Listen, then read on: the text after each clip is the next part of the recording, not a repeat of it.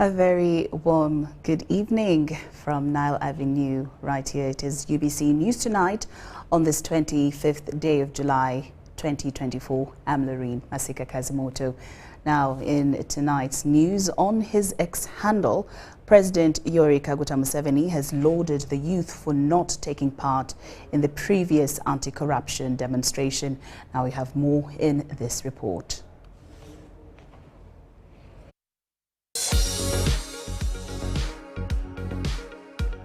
Fellow Ugandans, especially the Bazukulu, greetings. I want to congratulate the armed forces and the security forces and the Wananchi for foiling or not participating in the bad demonstration that was planned for Tuesday. That demonstration had two bad elements. Element number one was funding from foreign sources that are always meddling in the internal affairs of Africa for the last 600 years. Slave trade, colonialism, neo-colonialism, genocide, economic exploitation, etc. All those involved should know that Uganda is not a neo-colony where those shallow schemes can be deployed. The second element was that some of the authors and participants of the demonstrations were planning very bad things against the people of Uganda. Those very bad things will come out in court when those arrested are being tried. It is possible that some of the participants did not know of the planned foreign funding and the planned bad things.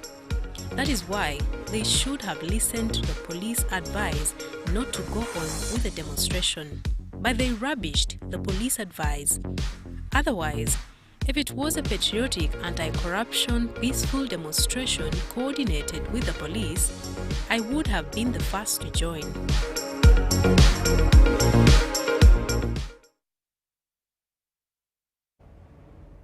Yes, now that is a post from the President's X handle. Now, in more news this evening, the Prime Minister Robin Anabanja has launched a 10-year Uganda Manufacturers Association's Green Industry Agenda. The program is designed to create a need for self-regulation within the industry to contribute towards environmental restoration and increase the capacity of the masses to understand the concept of green manufacturing and growth. Dennis Segoa reports. Uganda currently has over 8,000 registered industries. This is not only good for the economy, as it supports the country to produce necessary products, with over 25% as the industrial contribution to the economy, but it also employs over 1.8 million people. Despite their immense contribution to social and economic growth, these industries are blamed for causing massive pollution and environmental degradation. Industries also contribute to the green gases and the other elements which affect the environment. Some of the industrial actions pose a threat to human society and all other life on Earth. It is on this background that the Uganda Manufacturers Association have launched a 10-year green industry agenda. It involves both the greening of existing products and the creation of green industries that deliver environmental goods and services. I was happy when I heard the chairman, manufacturers, saying that they don't want to be policed, that they will police themselves. That's a very big statement. The challenge we have had all as a country is to balance between development and conservation, and we need both. That's the fact. Our natural ecosystems, including vital wetlands, are under severe stress. The livelihoods of communities depending on these resources are threatened. A green industry requires manufacturers to accept responsibility for the environmental impacts of their product or service throughout its whole life cycle. As leaders of industry, we have a pivotal role to play in shaping this transition. Our commitment to green growth begins with the fundamental shift in mindset. Our strategic agenda for processing of heavy metals, including steel, we are thinking going hydrogen. we are moving away from coal, but we are moving towards hydrogen. The objectives of the agenda include facilitating the implementation of environmental conservation practices, facilitate the adoption of green renewable energy, implement green self-regulation, and facilitate capacity building and awareness creation on green manufacturing. Globally, industries are blamed for releasing large amounts of greenhouse gases and by so doing affecting the climate. However, it's worth noting that Ugandan industries are taking the lead in reducing their carbon footprint. Dennis Igoa for UBC News in Kampala. The World Health Organization boss country representative to Uganda, Dr. Jonas Turgeon, has completed his tour of duty to Uganda after 6 years of serving in the country. Dr. Turgeon today bid farewell to the Prime Minister of Uganda, Robin Nabanja. Nabanja hailed Dr. Turgeon for the excellent service he has offered to the people of Uganda, especially during the difficult time of COVID-19. Dr. Turgeon, who hails from Ethiopia, returns to his country after he was retired by the World Health Organization. And retiring. You are retiring. Why don't you have a kibanja here?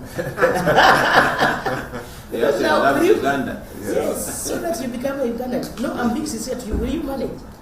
You are used to eating matoke. Yes. But I want to thank you for the work you have rendered to the people of Uganda and the support you have given my office, the office of the Prime Minister, and the support you gave me when I was appointed from nowhere, Minister of Health, who had nowhere to start from. I was always looking at you, up to you to make decisions. And so you have been an icon in the health sector. And for that I want to thank World Health Organization for having posted us, the Ugandans, a responsible person. Tedros, you are a responsible person. And for that I want to commend you for the time you have been here and for supporting us, especially during these critical moments during COVID-19. I want to thank you. And the advice you gave during that period was so important. And maybe that's why we are all still alive, because of that advice. Many people died during that period. And the advice you gave us when I was the Prime Minister here, when we were hit by Ebola in Mobendi, and the Kasanga, and so many other things. And I also admire, appreciate that. I enjoyed every second of my stay. It's long, 6.5 years of my stay in Uganda, and I learned a lot. Uganda is my family. Uganda, I have developed friends, brothers, sisters, comrades in arms, and I am really honored to serve.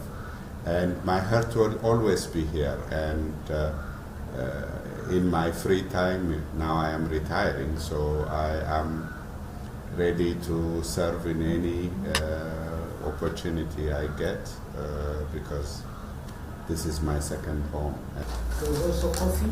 Yes. And there is this big book. Okay. There you go. Mourners from all walks of life gathered this morning at All Saints Cathedral in Nakasero to celebrate the life and legacy of the late Honorable Alepa Simon Peter, a SEC member of the NRM party who passed away on Tuesday this week. The service was attended by several notable figures, including the Deputy Speaker of Parliament, Thomas Tayewa, the first National Vice Chairperson of NRM, Alhaji Moses Chigongo, SEC members, ministers, family and friends.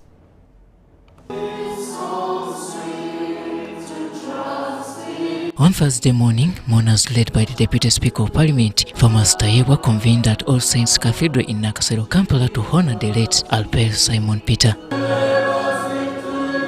The service was attended by members of Parliament, ministers and well-wishers. Alepa is a warrior, an orphan, but he struggled. He didn't want his children to struggle the way he struggled. Our dear brother Aspro, you have run the race, but you finished it so early. You've ended it so abruptly. We still thought we'd work with you more. We thought you'd still keep these children. The NRM Central Committee members and those from the Secretariat were also present. We lost Honorable Jacob Olanya, and now this is the second one out of 6. The mortality rate is too high. The Karamoja region and the country at large has lost a young and vibrant leader, community mobilizer, and agent of the NRM's socio-economic transformation agenda. Captain Mike Mkola informed mourners about how the late Alper had jointly initiated the concept of setting up a cement factory in Karamoja, and now this has been muted. We formed Fortune Cement Factory, where Leper, we agreed, would provide 400 acres of land.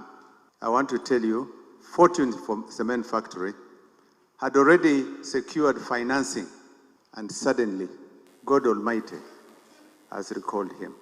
The first National Vice Chairperson of NRM, Alhaji Moses Chigongo, spoke softly, expressing concern over who will replace the old generation as younger leaders like Alpe pass away. These are the type of people we want, who can come up and take over what we fought for. But when we see them dying at a very early age, we get confused. We ask ourselves, how are we going to move now? We have lost him. Bringing him to that age is not easy.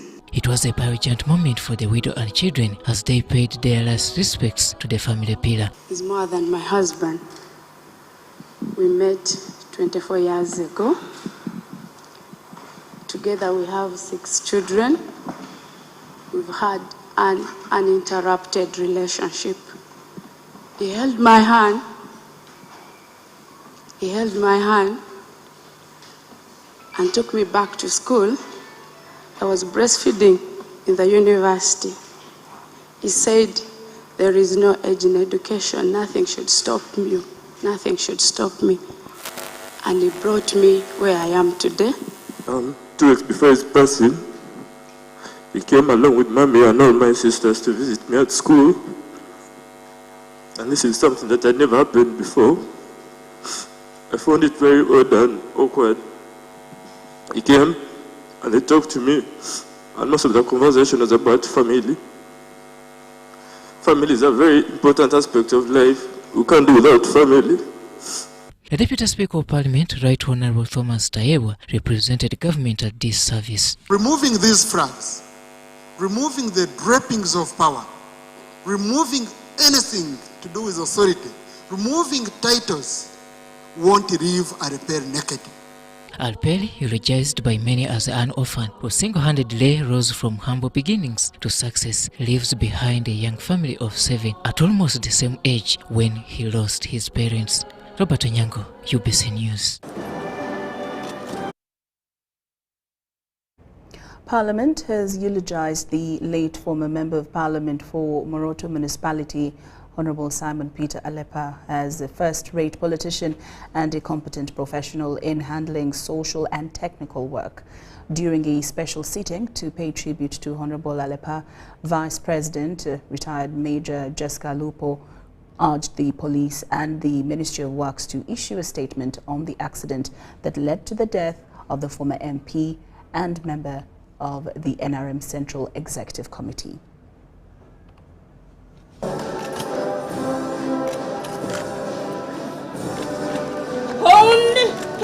The casket carrying the body of Honorable Simon Peter Alepe was brought to Parliament aboard an A-plus funeral vehicle and was welcomed by the Speaker and Deputy Speaker of Parliament around midday on Thursday. The casket was ushered into the lobby of Parliament, where members of Parliament, relatives and friends of the deceased gathered for body viewing and to pay tribute to the fallen colleague. They also took time to view some of Honorable Alepe's debates in Parliament as he represented the people of Moroto in the 9th Parliament.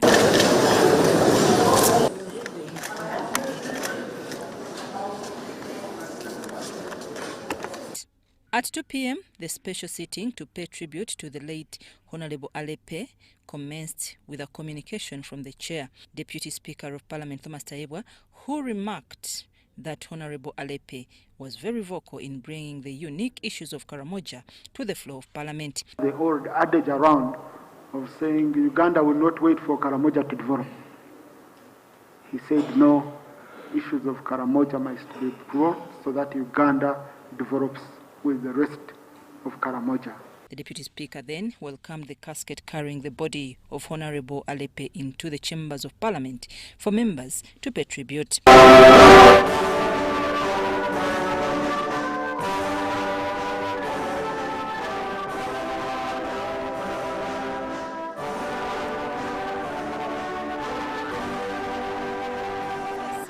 National anthem, the activity of laying wreath began, starting with the Speaker and Deputy Speaker, followed by the Vice President, then the Prime Minister and the Leader of Opposition.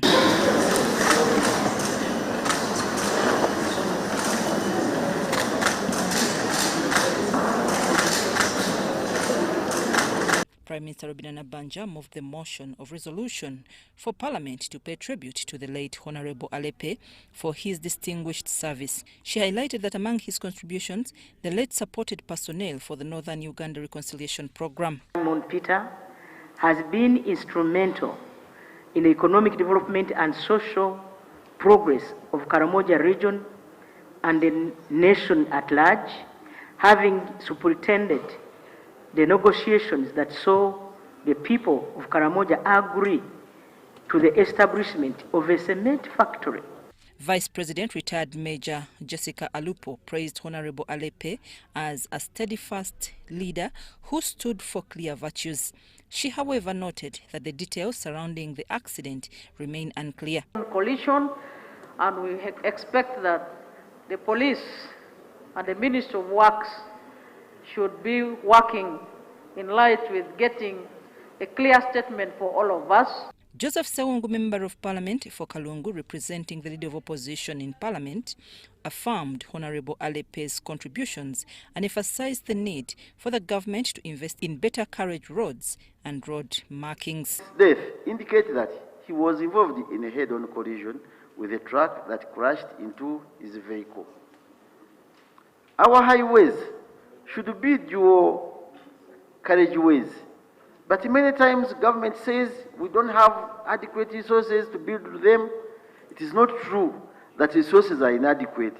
Funds are often misallocated and lost to corruption. Nsanja Patrick, Member of Parliament for Ntenjeru County, Kayunga District, and a close friend of the deceased, said Honorable Alepe often emphasized the importance of loyalty and respect, especially in a multi-party dispensation. Members of Parliament from the Karamoja region will remember Honorable Alepe for his efforts in advocating for the peace they now enjoy. I've seen a trailer coming, and he moved on the side of the road, but the oncoming trailer, we imagine it is a trailer because the knock on the east door, because he was the one driving. The tire marks are on the side of the door up to today. That trailer, whatever car it is, it was very big. The late Honorable Simon Peter Alepe was the Vice Chairperson of the Karamoja region in the NRM Central Executive Committee at the time of his death. I'm Nafka Farida and Gloria Gwitabinji at Parliament.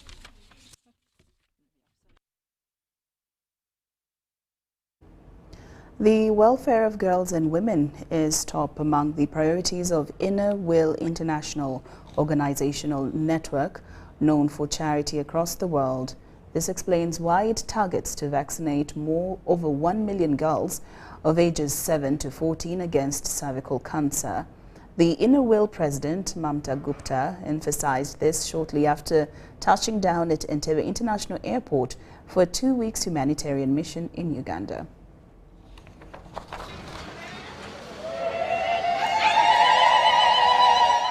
This is how Mamta Gupta was received at Uganda's international gateway, Entebbe International Airport.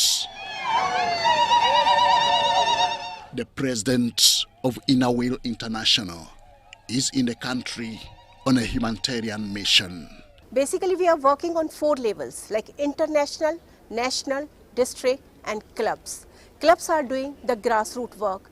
They are working in each and every field, like we are helping in the education. Hailing from Calcutta, India district, her mission is not confined to Uganda. It is spread across the world, where the organization has membership in 100 countries. Focus is on education standards of women and girls and the fight against cervical cancer. This year, we have taken an initiative that is cervical cancer vaccination.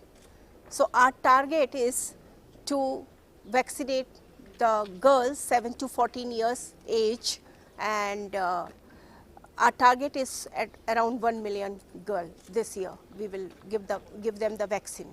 If we are going to Ruzira, of course, a prisoner cannot get all that she wants when she's in prison, but we try to give them. And when this Kampala is doing sanitary reusable, they are helping controlling the dropouts of children. Attention is much paid to women and girls because of their value in society. Ugandan women are fortunately contributing to this cause with the willingness to serve humanity. So I'm looking forward also promoting true friendship as we stand for, encouraging the ideas of personal service and fostering international service. Established in 1924, the organization is now 100 years old with a membership of 1.2 million women across 100 countries in the world. Henry Okrut, UBC. UBC News Tonight. Now, the Deputy Speaker of Parliament, Thomas Tayebwa, has urged the newly appointed leadership of sectoral committees to build teamwork through transparency and ownership of their work. Tayebwa was addressing a one-day orientation of the new designated chairpersons of different sectoral committees. In the same meeting, the Deputy Speaker also reminded the leadership how their roles and duties of oversight should be a mandate in fighting corruption. Parliament has oriented the new designated chairpersons of different sectoral committees. The Deputy Speaker, Thomas Tayebwa, reminded the leaders how their upcoming task comes at a time when Parliament is derailed into corruption allegations. Some of them think we have a price on us. So if Tayebwa has a price, why should I bother? Why should I have sleepless nights preparing to submit it before him? I would rather look for the price. I go with my bride price proper, then we shall sort ourselves. We have to clean up this image. We have to clean up this image. Speaker Tayebwa cautioned the leadership on the attendance of their committee members, citing how this can affect the quality of reports submitted. You have to be firm. You have to be firm. Members have to attend. And this business of signing attendance books and you leave open so that we could reach in some of the meetings and they give us books and you sign for the last 2 months, which you've never attended. The leaders were urged to build teamwork through transparency and ownership of their work. It's not only you to know as a chair, it's also your members, so that you have the whole narrative together. All of you flow together. The new leaders responded accordingly. If the chairpersons agree, as we have collectively agreed, that we must stamp out corruption, we must improve the image of Parliament, and we must now give back confidence to the public that Parliament is on top of its game. Across the country, the biggest complaint that comes out from the public is shortage of medicines, lack of anti-malarial drugs, antibiotics, mama kits for the pregnant mothers. But we are glad that now with this new budget, those gaps should be addressed. Lydia Chomkama and Gloria Gutabinji, Parliament.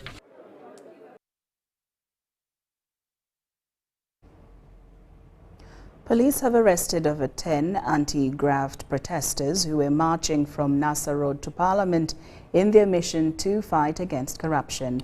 The group was intercepted at the railway grounds before reaching Parliament. Justin Nakami reports that this is the third day of heavy security deployment in the city ahead of the anticipated march to Parliament. We have the details.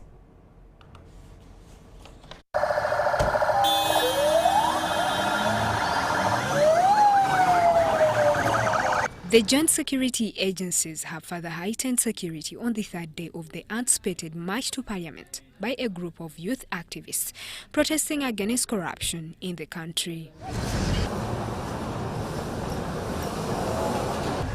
The officers were on standby with anti-riot equipment while police and military vehicles maintained patrol around the parliamentary premises.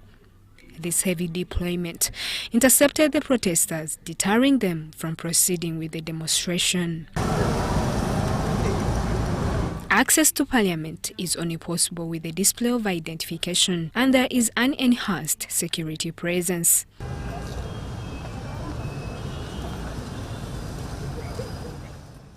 Over 15 protesters carrying placards labeled "End Corruption" and "Anita must go" were arrested at the railway grounds by police.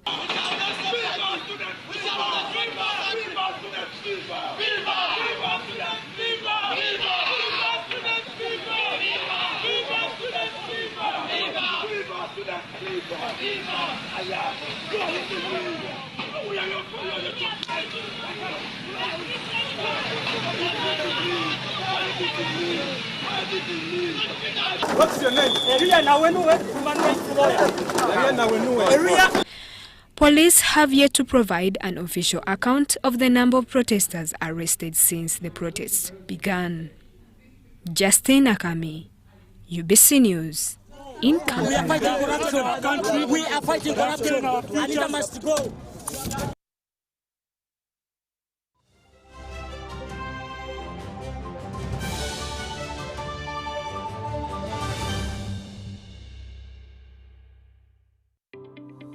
The Uganda National Oil Company, UNOC, is wholly owned by the government of Uganda and was established to safeguard and promote Uganda's commercial interests in the petroleum sector. UNOC has two subsidiaries, the Uganda Refinery Holding Company, URHC, which will hold a 40% stake in the 60,000 barrel per day refinery and manage the development of Kabalega Industrial Park, and the National Pipeline Company Limited, NPC, in charge of pipelines, storage, and downstream business ventures. This subsidiary holds 15% interest in the East African Crude Oil Pipeline, EACOP. EACOP is a 1,445-kilometer long pipeline that will transport crude oil through 10 districts in Uganda to the port of Tanga in Tanzania. UNOC is also actively engaged in crude oil exploration, development, and production activities, and its participation role includes a 15% stake in the Tilenga, Nwoya, and Bulisa, and Kingfisher Development Projects, Chikure. UNOC also holds the exploration license for Kasuruban Block in Hoima, Bulisa, and Masindi. UNOC currently owns and manages the Ginger Storage Terminal and will build a 320 million litre capacity terminal in MPG called the Kampala Storage Terminal. At UNOC, we're harnessing the potential of Uganda's petroleum resources, forging a sustainable future and preserving the natural beauty of Uganda. UNOC, your partner in Uganda's oil and gas industry.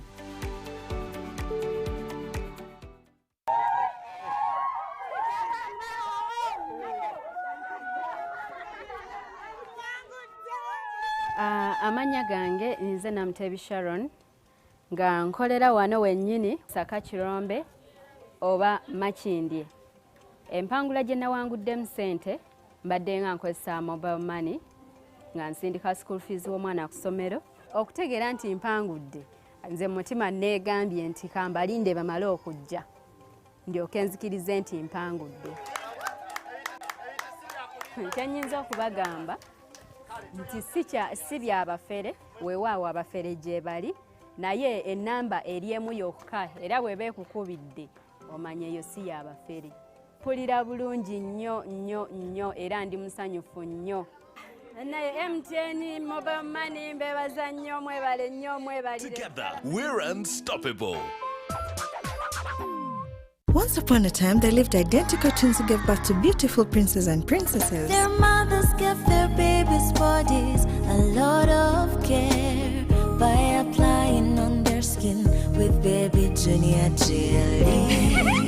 Though dried their chariots and everyone would admire their glowing skin. Fun fact, baby Junior prevents diaper rash, dry and sensitive skin. Moms all over Africa love baby Junior jelly. Baby soothes the skin. No more worries anymore. Baby Junior. Baby Junior.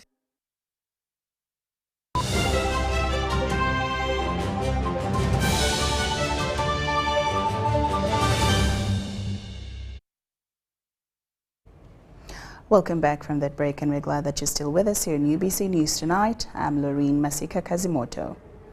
Now, in response to growing youth discontent over corruption, Colonel Edith Nakalema, head of the State House Anti-Corruption Unit, has met with youth leaders to discuss strategies for combating this pervasive issue.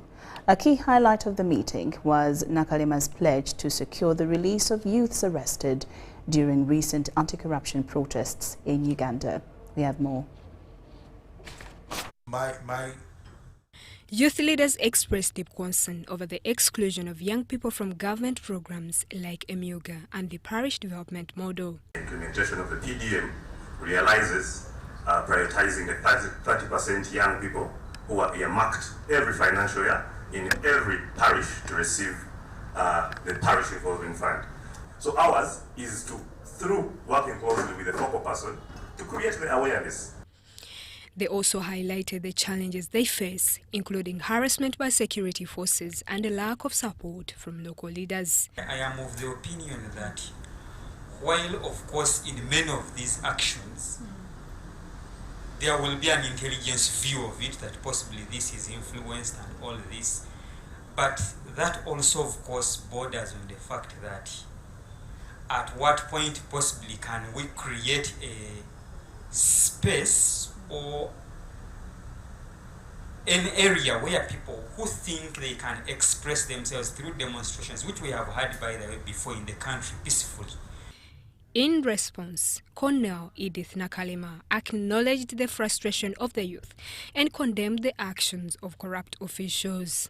She assured the young leaders of the government's commitment to fighting corruption and promised to address their concerns. All of us are not satisfied that corruption is handled the way it should.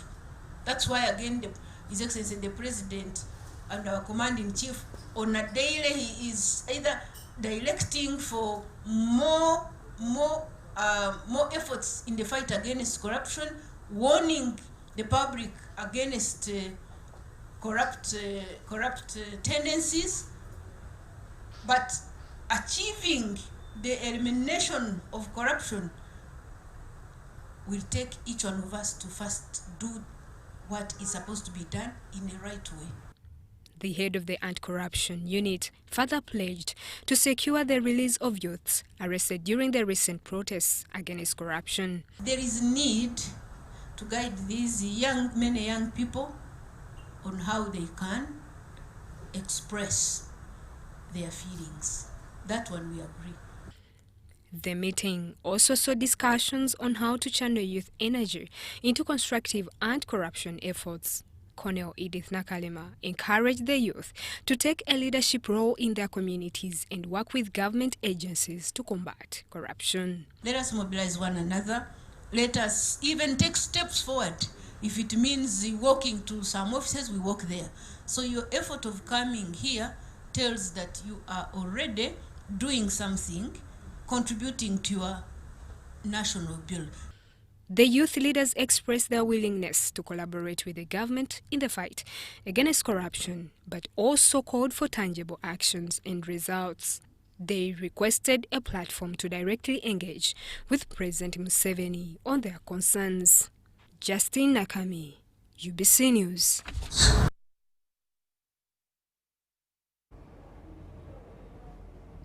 The Minister of State for Local Government, Victoria Businje-Lusoke, has warned the district service commissions to end the rampant corruption in the recruitment process She said this during the 16th annual general meeting with the Association of Local Government Service Commissions in Uganda. We have the details.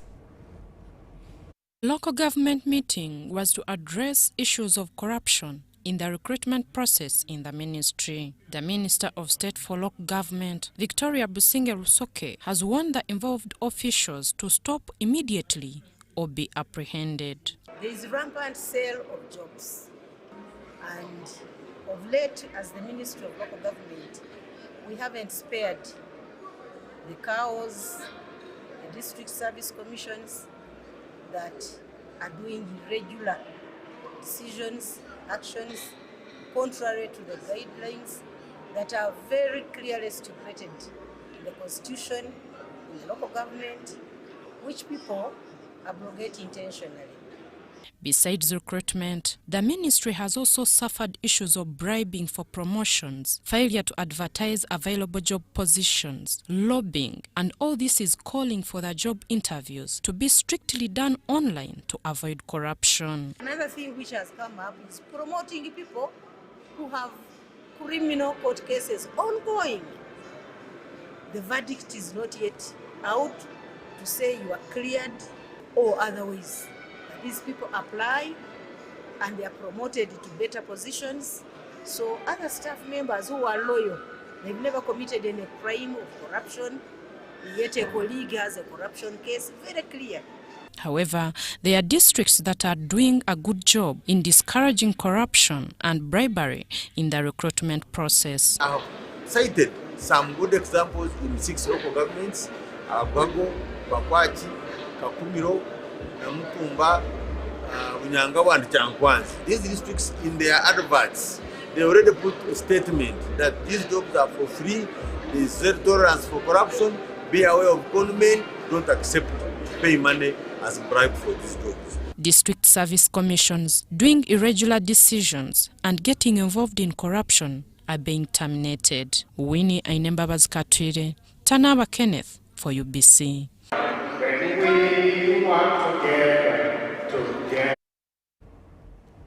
Leaders in Acholi have called for dialogue between the government and citizens to address concerns raised by the youth in the recent protests, dubbed March to Parliament.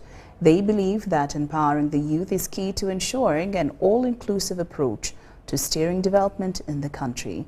This was raised as leaders from Acholi interacted with the Ministry of ICT officials during the National Ideology Cadres program.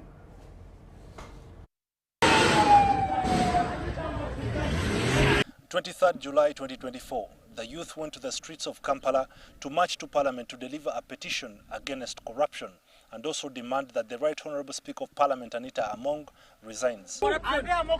We are fighting corruption. Anita must resign. We say Anita must resign. Their efforts were cut short after over 50 were arrested, arraigned before the courts of law and spent a night in prison. Jackson Bakari Kwira, an assistant commissioner in the Ministry of ICT and National Guidance, argues that the youth opted to demonstrate because there is a disconnect between the citizens and the leaders. To me, with that kind of spark, we have really seen that now we need to do more work than we have been doing. We need to move everywhere, teach the Ugandans about how they can be able to resolve their contradictions. We don't need to go and demonstrate. MPs are elected by them, and therefore put pressure on your MPs if what we are really complaining about is what we think we should do.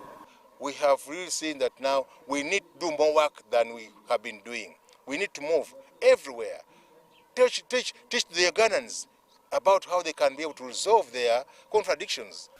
He acknowledges that social media has played a role in driving the youth narrative, but calls for more empowerment in achieving proper accountability. They are seeing what has been happening in Kenya. They see what happens in South Africa. When Malema talks, everybody thinks that now, yes, that's the best way to go. But then, are we questioning our youth to understand that that's there, but for us, we have our structures and our systems that can help us deliver our feelings to the necessary agencies to take the necessary action. Regarding the ongoing national ideology cadres course in Agago district, cadres in Acholi sub-region have resolved to establish village ideological transformational platforms to deliberate on their problems and find solutions affecting them to steer development. And be able to help the natives identify the economic triggers within their villages. Because there are many people there, they have the land, but they don't know that that's an economic trigger. So when they can tell them how they can interlink and utilize the land very well. Look at now enterprise that can establish within the land, within the resources they have, which can add money and put money in their pockets. Then we shall be able to move. Levels of poverty in northern Uganda stand at over 60% despite investments by government to transform livelihoods. This calls for a change in the mindset from the impacts of their historical realities to a productive mind by understanding their roles in developing their region. What they are suffering from, what is affecting us, is not a result of anything but our lack of commitment to work, laziness, unnecessary conflict that has made people fail to use even the resources that we have, like land. This training, therefore, has opened the eyes of our people.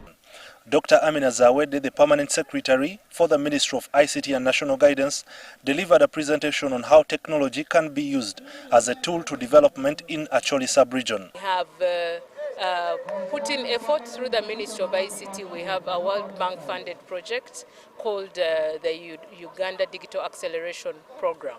That program is aimed at strengthening and improving and expanding connectivity in this country. So far, we have had connectivity efforts, and we have had projects that have extended connectivity up to the sub-county level. Now, with the project that we are implementing right now that will end, it has commenced and will end in May 2026. We are strengthening connectivity, ensuring that we are connecting schools, connecting hospitals, and expanding connectivity of government offices. Acholi sub-region is one of those that are going to benefit from this program and from this project. So we expect that by 2026, the situation will have got better. The Permanent Secretary encouraged members to embrace digital transformation as a tool to support their business models and ideas. We have gathered 430 leaders of Acholi region who we are educating and training on how to support their communities to grow and harness programs like the PDM program, to take advantage of digitization to promote and support their region, and also to promote the way they do business in their region. Ivan Kahwa, UBC News in Agago district.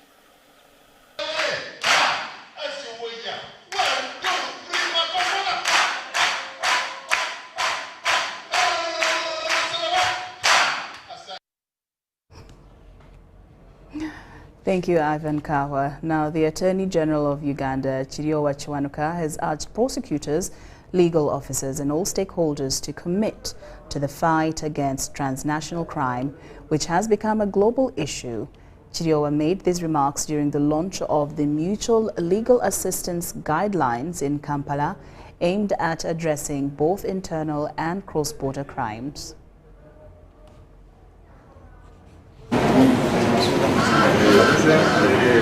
Over recent years, there has been a notable increase in criminal activities organized beyond national boundaries. Issues such as fraud, cybersecurity threats and money laundering have created significant risks both within and outside countries. In response, the Ministry of Justice and Constitutional Affairs, in collaboration with the Office of the Director of Public Prosecutions, has developed a comprehensive plan to combat these threats. This led to the creation of the Mutual Legal Assistance Guidelines, a framework for upholding the rule of law in transboundary crime, officially launched today. The powers entrusted in me, I declare the Mutual Legal Assistance Guidelines officially launched. At the launch, Attorney General Chiriowa Chiwanuka highlighted that these guidelines aim to tackle various challenges threatening peace and security, both domestically and at cross-border points. This lacuna that the MLA guidelines intends to cure, that they will provide a standard measure of assessing and preparing requests, and therefore facilitating timely cooperation between Uganda and other countries and between the different departments. This is especially so given that transboundary and organized crime is a threat to peace and security at a global, regional and national level owing to terrorism. Chiriwa emphasized the importance of proper database management, record keeping, and establishing a standard benchmark for the legal system. DPP to continuously ensure proper record keeping and filing system to make not only to make the necessary follow-ups, but to make reference, but also to ensure that you have a database of all the MLA requests executed by your office in every detail.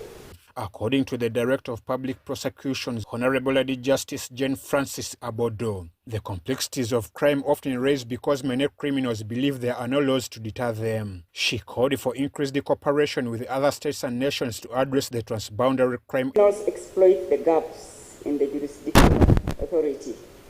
Criminals don't have the laws to follow. They don't have boundaries to even respect. They just operate. So that's what we are called to do as justice actors. Abodo also assured that the guidelines will uphold human rights principles. Are not only efficient, but also uphold the principles of justice and human rights. By establishing clear protocols for the MLA, we enhance our ability to respond swiftly to requests. The guidelines will cover a broad range of crimes, with the perpetrators being held accountable while maintaining confidentiality. We take, for example, online crime. Very often, the perpetrators of the crime are not located in the country in which the crime is being committed. The victims are usually very far from where the perpetrator is. The only way you can effectively combat this crime and bring these perpetrators to book is if you cooperate amongst yourselves. It is very important that when we are dealing with mutual legal assistance, that information that is given to us is kept confidential. With the interim measures now in place, efforts are underway to formalize the guidelines into a comprehensive legal framework. MLA legislation changes so fast. So the longer you take with your regulatory impact assessment, the faster the world changes. I'm Ivan Juko, reporting for UBC. First Deputy Prime Minister and Minister for East African Community Affairs, Rebecca Alitwala Kadaga, has commended women who use their profession to design strategies to reach the population. Kadaga emphasized on the use of digital technologies by women in the financial sector to uplift the president's lackbacks of women, the present lackbacks of women in the sector.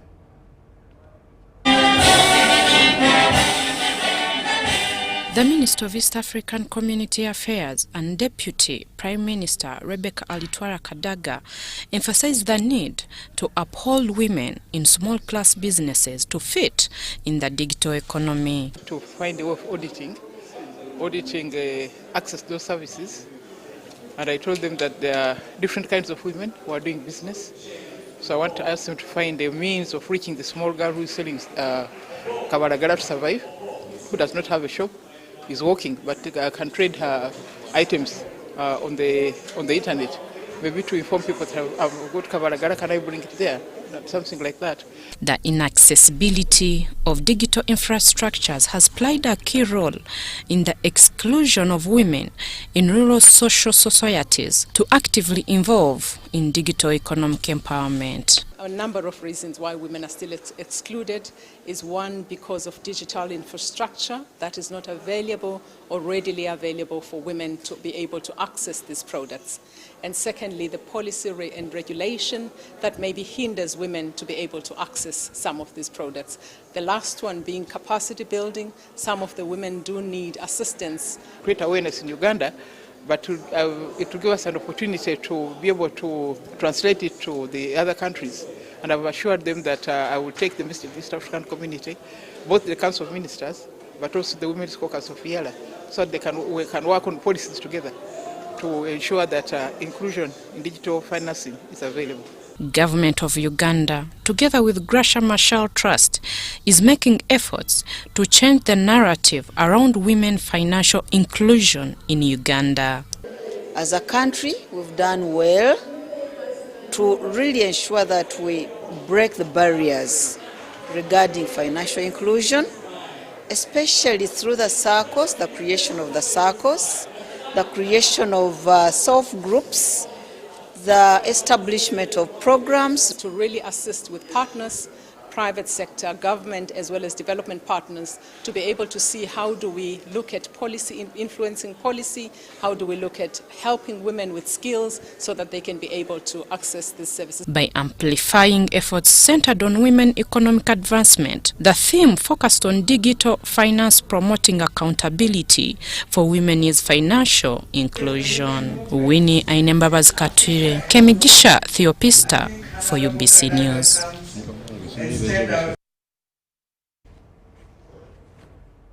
UBC News Tonight takes a very short break, but we return with more stories after these messages.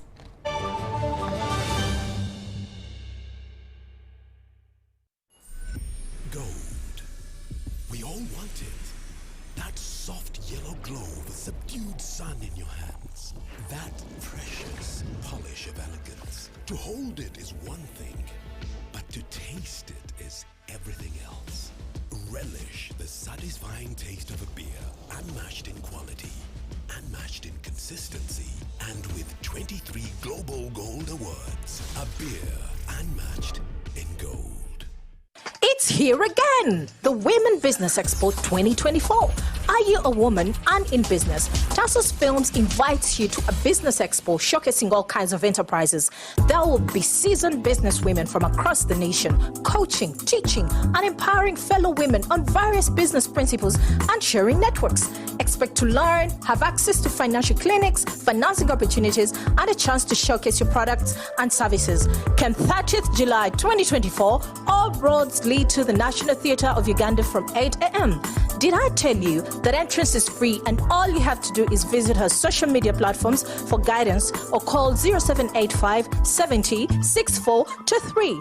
The Women Business Expo 2024 is sponsored by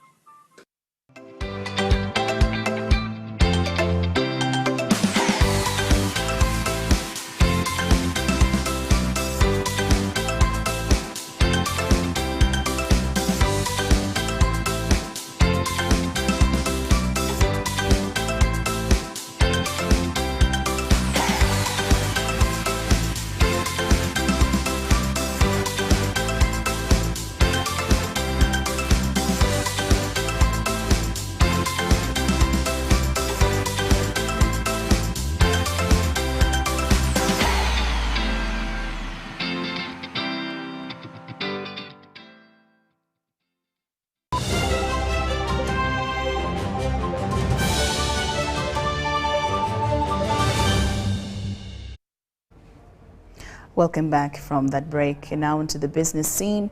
Uganda's top innovators have been awarded in an innovation-led competition that emphasized project sustainability across various sectors, including banking and agriculture. The event was graced by Japan's Deputy Ambassador to Uganda.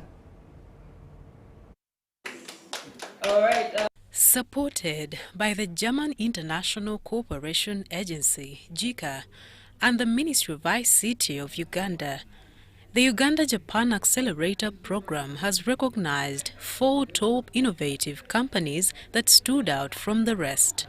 These companies showcased sustainable solutions in different subsectors using ICT. As you all know, Japan is a developed country. Of course, the knowledge they have is more than Uganda, and the technology they have is more, and that's why we want to encourage other people to come and join us, because we learn more from Japan because of their background technology which they have, and Ugandans are very good at learning these technologies. They need more because we have to move with the world. The ICT industry in Uganda is a growing sector driven by the government and private companies, including domestic and foreign startups, as it contributes to the high value added of the industry through DX, the digital transformation promotion. The importance of collaboration was stressed, and stakeholders were urged to focus on the future of the project and the ICT industry in Uganda. I want to urge all members present to support the entrepreneurs who will share their business ideas and mentorship experience with us today. Expect more and advanced program in the coming years of the project. On behalf of JICA, I pledge continued cooperation to strengthen the ICT sector in Uganda. Thank you. The enthusiastic innovators commended the ICT Ministry for providing the platform and pledged to continue developing more innovations. We have had the privilege of being the first runner-up at the UJ Connect program, which is a partnership between the Uganda and Japan government to accelerate the ICT industry as far as business is concerned. It was a beautiful experience. I would encourage every entrepreneur out there who is truly in love with his or her service or product to participate in next year's version of the event.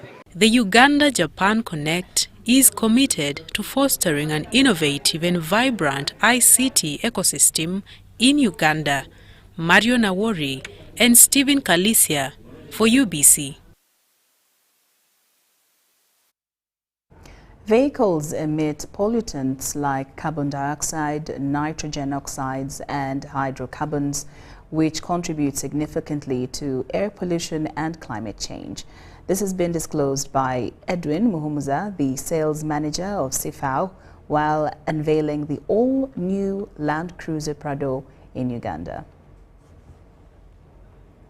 Environmental pollution is influenced by a multitude of factors that stem from both natural and human activities. Air pollution is among the factors that have affected the environment, a solution that needs readdress. Unveiling the CIFAO Mobility, the all-new Land Cruiser Prado in Uganda, Edwin Muhumuza says Uganda will have a conducive environment with the new Land Cruiser. It's not just the engine. There are two. It takes two hands to tangle. It's the engine and then the fuel. Garbage in, garbage out. Okay. Environment also means what's the kind of fuel quality that is brought into the market. What's the standard of fuel and how is that regulated? Okay. In different other markets, you have different standards of fuel and you have the capacity to regulate. The new design of the Land Cruiser Prado blends heritage and modernity, capturing the essence of its back to the roots theme. Muhumuza highlighted that the vehicle maintains its renowned off-road performance while integrating modern safety features and innovations. Our concept is in terms of how we look at fuel efficiency and in terms of creating more efficient cars in our design. CIFAO Mobility has partnered with banks, provide flexible financial options, including 100% financing and no down payment schemes. Prices start from 315 million shillings with a 5-year 100,000 kilometer service package included.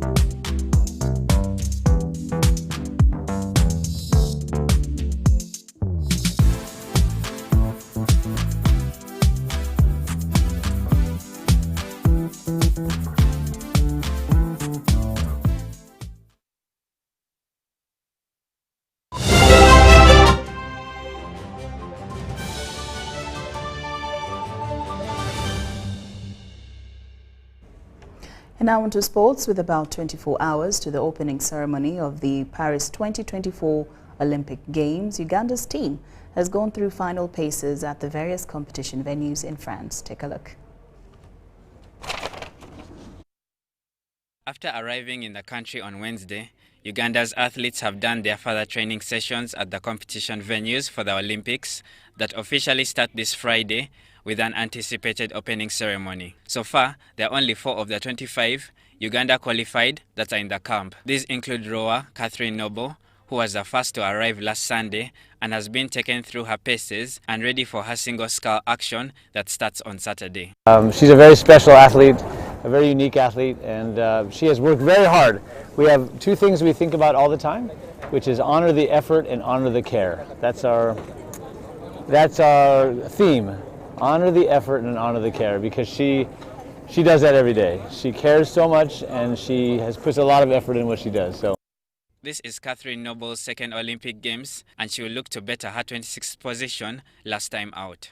Also in France is cyclist Charles Kajimo, who arrived with a pedigree of being African Games cyclist champion. Kajimo will contest with a 75-kilometer road race on Sunday, 3rd August, against no more than 90 others, including rivals and nemesis Rwanda and Eritrea. Yeah, this is today is my first day of training. And yeah, I'm going for a small ride and yeah, to see how the body feels so far. Yeah, to get some training in and yeah, continue to get ready for my race next Saturday. The swimming cast of Jessie Sengonzi and Gloria Muzito is also in and has trained at the glamorous Aquatic Center in Paris. Feels good. The water feels really fast. It's a great pool, so I'm excited to see how I can swim in it. Yeah, my training's been good. I feel really consistent, so I'm excited to see how fast I can go. Jessie Sengonzi will do the 100-meter butterfly, while Gloria Muzito, who is an African Games bronze medalist, is entered for the 100-meter freestyle. I'm just going to make sure to work. I know I've done hard work, so I know it will be good. Uganda's international technical official, Max Kanyerezi, speaks fondly of this aquatic center at the Arena La Défense in Paris. It's great. We have a training to train technical officials later on today, so it's something we're looking at, and we're really looking at bringing them to a standard of the Olympics. They're excited. Some of them it's their first time, others have been here 8 times, so it's great. The next batch of arrivals in the Ugandan camp is on the 29th July and will be the athletics team led by Joshua Cheptegei and includes Jacob Kiplimo, Peruth Chemutai, and the 5,000-meter girls, among others. The Olympics get underway this Friday with the opening ceremony that will for the first time be out of a stadium and at the River Senai. Uganda will look to better returns from the 2020 Games that yielded 4 medals, all from athletics.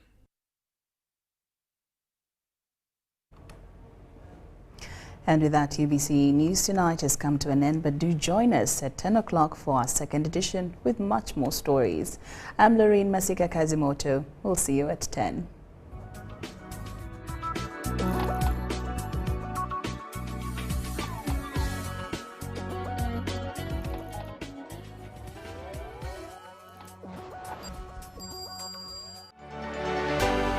UBC, inspiring Uganda.